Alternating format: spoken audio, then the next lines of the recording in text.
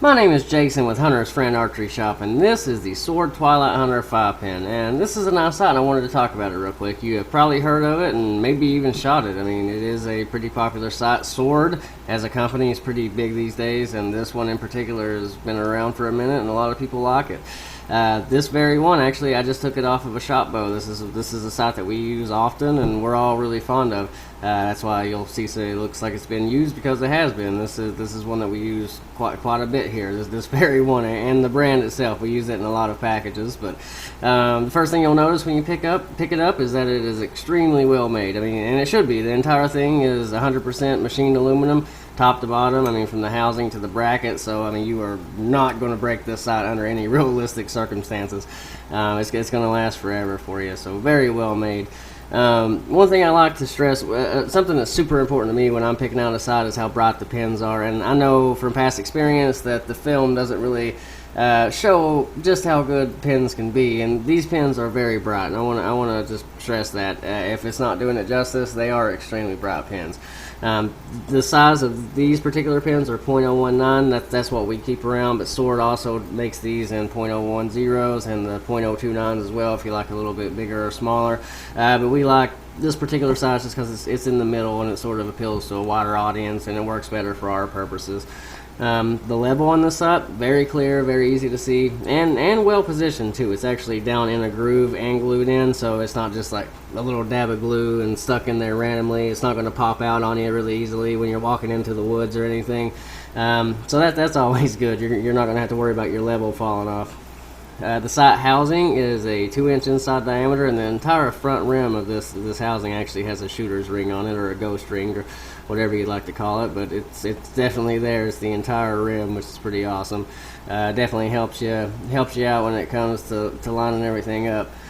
The markings for your windage and elevation, which this thing has tons of windage and elevation adjustments. The way it's built, more so than a lot of others. There's options on this one to just give you just tons and tons of adjustments, so you're not going to run into a bow that this won't work on, or a setup that this won't work on. It's pretty cool.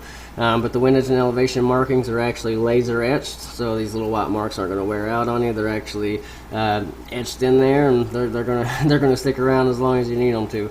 This sight does have a 3rd axis adjustment, and the reason these pins are so bright is the kind of creative way they did their fiber optics, the way they ran them here. They're very exposed to light, but they are protected at every corner. I mean, we got the rubber tubing on the outside and this casing on the front, so plenty of light gets to them, but they're literally just as protected as they could be. You're not going to snag those on anything or break them. They're well taken care of. They spared no expense as far as that goes.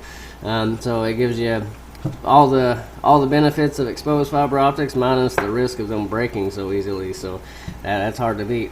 They even threw in a lot, which is just a nice bonus these days. Some sites come with them. Not everybody needs them or wants them, but a lot of people like them. And if the situation ever presents itself where it would be handy to have one, it never hurts to have one, just in case. And if you do live in a state where you can't use them, you can just unscrew it and take it off, and no worries. It's not permanently attached to the side or anything like that, so you'll be in good shape as far as that goes.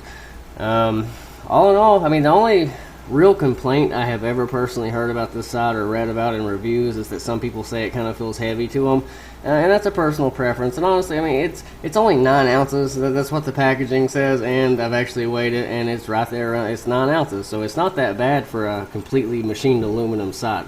And it honestly don't feel that bad either. But again, that's personal preferences on shooters. Everybody's got their own, and that's part of the fun. You get to kind of go through all the different parts and pick out the one that you like and go with it and set up your own personal rig and move on from there. But it always helps to get a kind of an up close and personal view on a part that you may be interested in. So that's what I wanted to do here today.